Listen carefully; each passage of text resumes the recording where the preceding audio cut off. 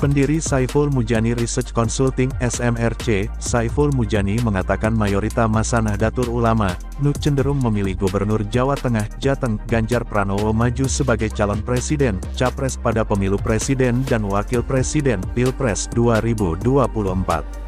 Hal tersebut disampaikan Saiful Mujani dalam acara Bedah Politik episode Top Down Koalisi Gerindra PKB. Sebagaimana disiarkan kanal YouTube SMRC TV, Jumat tanggal 12 Agustus tahun 2022. Survei SMRC menunjukkan dari 9,7% warga yang mengaku sebagai anggota aktif NU, ada 37,8% memilih Ganjar Pranowo. Kemudian, sebanyak 35% memilih Prabowo Subianto, dan sekitar 7,5% memilih Anies Baswedan. Ada 19,7% belum menyebutkan pilihan.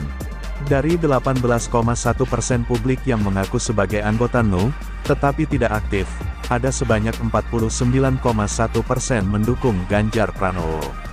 Lalu, ada 18,6% yang mendukung Prabowo Subianto, dan 14% menjatuhkan pilihan kepada Anies Baswedan, serta 18,2% belum menjawab. Dari 68% publik yang mengaku bukan anggota NU, dukungan pada tiga tokoh ini merata. Basis PKB adalah NU, dan orang NU menginginkan Ganjar, bukan Prabowo maupun Anies, kata Saiful Mujani. Oleh karena itu, Saiful melihat koalisi PKB Gerindra dibuat berdasarkan model top-down, bukan bottom-up atau demand-side sebagaimana proses politik yang terjadi selama ini.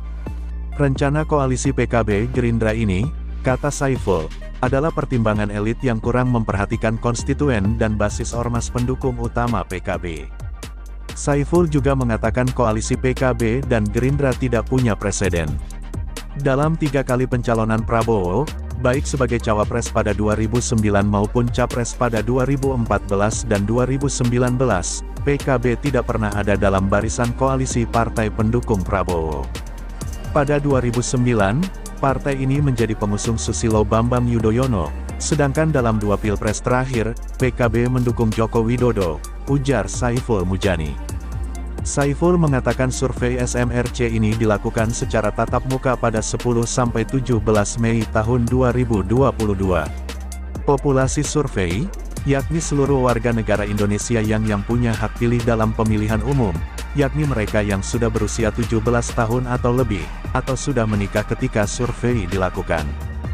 Dari populasi itu dipilih secara random, 1.220 responden. Responsor rate atau responden yang dapat diwawancarai secara valid sebesar 1060 atau 87%. Sebanyak 1060 responden ini yang dianalisis.